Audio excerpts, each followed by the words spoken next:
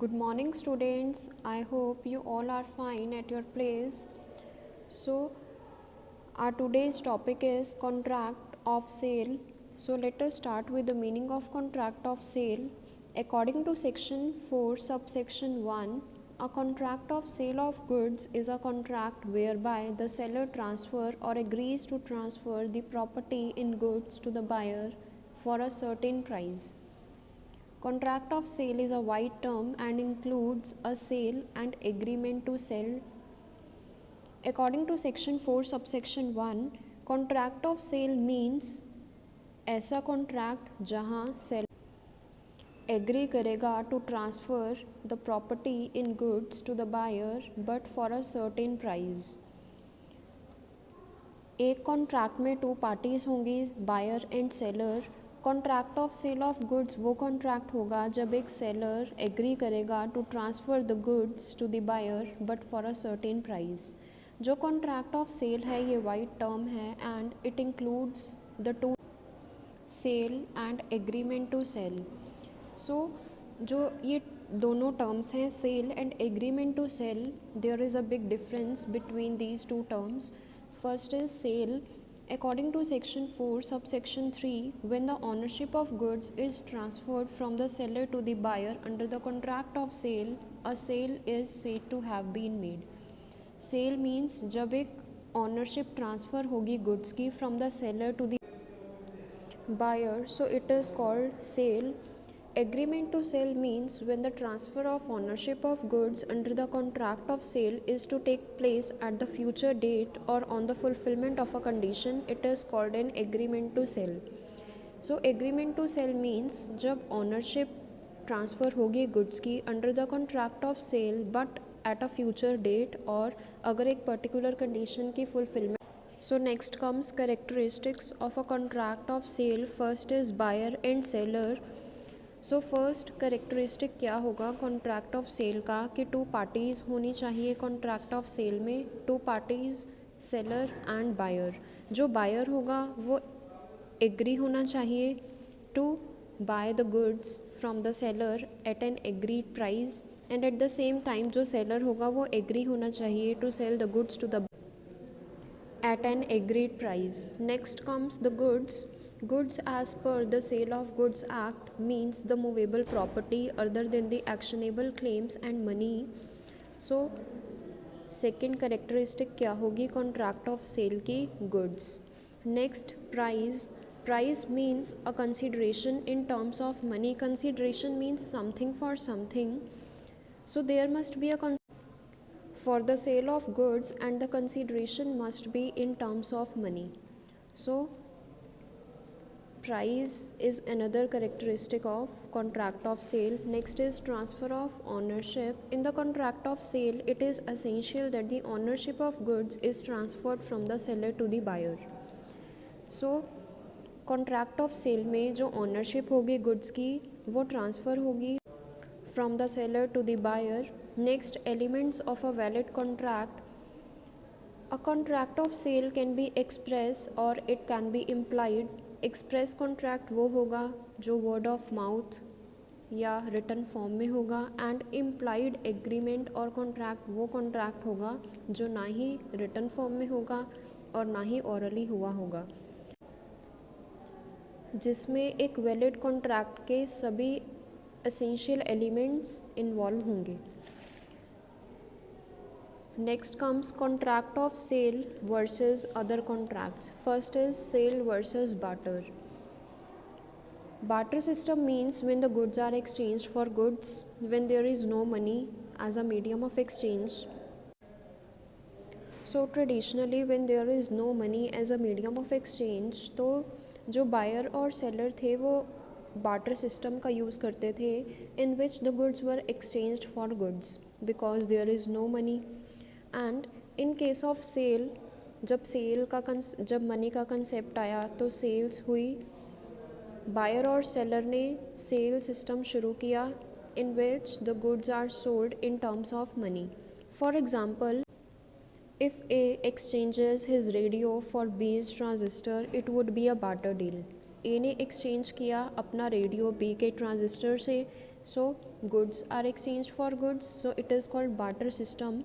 But if A sells his radio to B for rupees 500, then it would be a sale, because money का concept आने के बाद जो seller है और जो बायर है वो डीलिंग्स करने लगे in terms of money.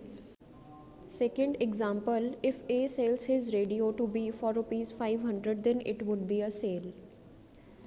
Next, sale versus gift. In a contract of sale जो सेलर होगा वो ऑनरशिप को ट्रांसफ़र करेगा to the buyer for a consideration in terms of money. And in case of gift जो person होगा वो ownership को transfer करेगा but without any consideration for such transfer. So there is a big difference between sale and gift. Next, sales versus bailment. In a contract of sale जो buyer होगा वो goods का possession acquire करेगा from the seller and in return उसे money pay out करनी होगी as a consideration. And जो buyer होगा वो लॉफुल ऑनर बन जाएगा उन गुड्स का.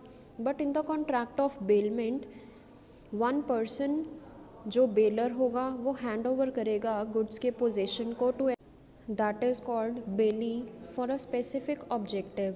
And under the contract of bailment जब बेली का ऑब्जेक्टिव कंप्लीट हो जाएगा तो जो बेली होगा वो गुड्स के पोजेशन को हैंड ओवर कर देगा, रिटर्न कर देगा to the bailor. So there is a big difference between sale versus bailment. Next, sale versus pledge. In a contract of sale जो बायर होगा वो गुड्स का पोजेशन कर लेगा from the seller in return for a consideration in money. And जो buyer होगा वो lawful owner बन जाएगा गुड्स का.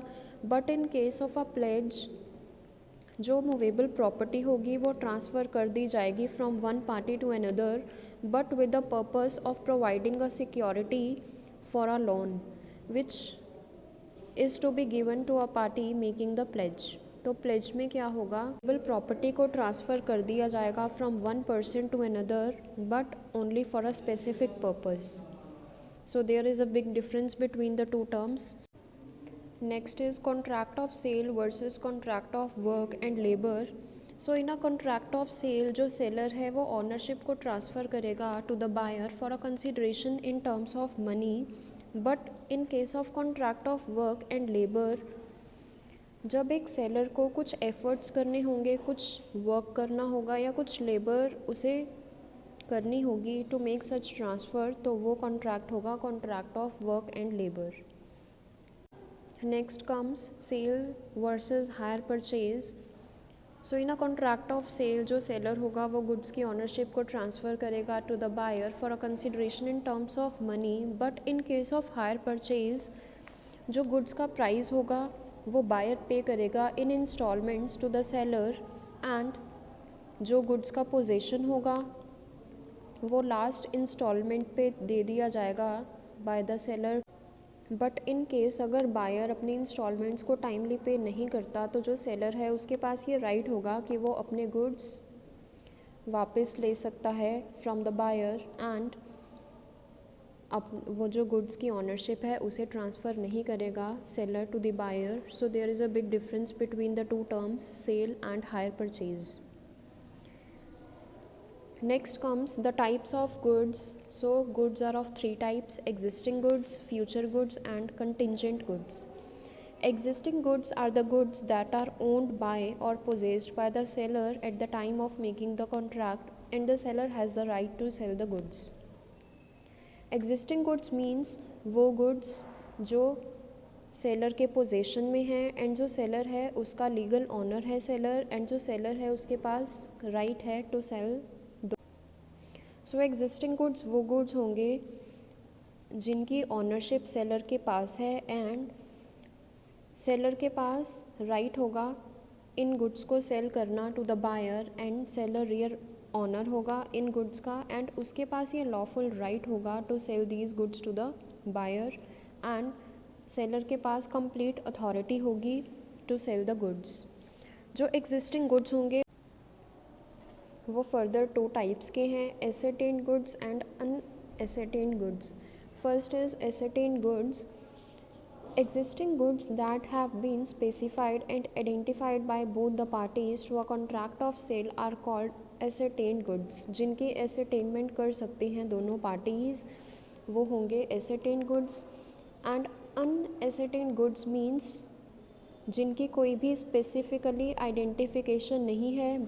Next comes the future goods. Future goods वो गुड्स होंगे जो सेलर के पोजीशन में नहीं है at the time of making the contract. जो सेलर है उसने अभी उन गुड्स को प्रोक्योर करना है फ्रॉम समवेयर और मैन्युफैक्चर करना है, देन आफ्टरवर्ड्स बायर को डिलीवर करना है at a later date. Next contingent goods. Contingent goods are the type of future goods जिनकी acquisition on a particular condition, तो वो गुड्स होंगे contingent goods. For example, seller ने प्रॉमिस किया था बायर को that he will sell him the goods on a certain date if he receives the goods from the manufacturer before that date. तो ये जो एग्रीमेंट होगा ये कंडीशनल होगा, बिकॉज जो सेलर है उसने प्रॉमिस किया है बायर को कि वो तभी उसे एक सर्टेन डेट पे गुड्स को, अगर जो मैन्युफैक्चरर है उसे टाइमली उन गुड्स को डिलीवर कर देगा तो ही, तो ये जो एग्रीमेंट होगा ये कंडीशनल होगा, because it is dependent on the happening और non happening of a particular event और a particular condition. Next comes the destruction of goods. When goods that are the subject matter of a contract of sale are destroyed at or before the time of contract, तो जो goods हैं वो destruct हो जाएंगे। उसका destruction कैसे होगा? First is specific goods perishing before the contract. अगर कुछ ऐसे गुड्स हैं which are specific in nature but जो पैरिश हो गए हैं before but without the knowledge of the seller, तो जो कॉन्ट्रैक्ट हुआ होगा between the two parties buyer and seller वो हो जाएगा वॉइड। इन केस अगर कुछ स्पेसिफिक गुड्स डिस्ट्रॉयड हो गए हैं before contract. Next, destruction of part of goods sold. अगर एक कॉन्ट्रैक्ट हुआ होगा फॉर एसेटेन गुड्स एंड जो उन गुड्स का कुछ पार्ट है वो डिस्ट्रॉयड हो गया है, तो उस केस में अगर एक कॉन्ट्रैक्ट डिविजिबल है तो वो वॉइड नहीं होगा, जो पार्ट गुड्स का डिस्ट्रॉयड नहीं हुआ। But on the other hand if the contract is indivisible, तो जो होल कॉन्ट्रैक्ट है, टोटल कॉन्ट्रैक्ट है, वो वॉइड हो जाएगा। Next, goods perishing before sale but after agreement to cell. So according to section 8, अगर एक एग्रीमेंट हुआ होगा between the two parties for the sale of specific goods and but after agreement to sell, अगर goods damage हो गए या destroyed हो गए तो जो कॉन्ट्रैक्ट है वो वॉइड हो जाएगा। Next comes the price. Price means the consideration in terms of money. There must be a consideration for the seller in terms of money. If the transfer of goods is without any consideration it is deemed to be a donation और gift. Price means consideration money के terms में, and seller के लिए consideration होना mandatory होगा इन terms of money. अगर आप किसी पर्सन को गुड्स को ट्रांसफ़र कर रहे हो बट कंसिडरेशन, तो वो डोनेशन और गिफ्ट माना जाएगा। जो प्राइस है उसके 3 एसेंशियल एलिमेंट्स होंगे। It should be in terms of money, it should be definite and it should be realistic. Next, ascertainment of price. According to section 9 and 10, the ascertainment of price of goods can be made in one of the following ways. First, by contract. The parties to the contract of sale can ascertain any price for the goods to be sold which will be paid by the buyer to the seller. Next, by the course of mutual dealings. अब जो buyer और seller हैं वो mutually dealing करके भी price को fix कर सकते हैं if no specific price is mentioned in the contract. Next, by fixing it in the manner agreed. दोनों पार्टीज़ जिस मैनर पे एग्री हैं उस मैनर के अकॉर्डिंग प्राइस को फिक्स कर सकती हैं। Bye fixing a reasonable price, दोनों पार्टीज़ गुड्स के लिए। Next, fixation of price by a third party. Third party भी फिक्स कर सकती है price, but if the third party fails to do so for any reason, the contract becomes void.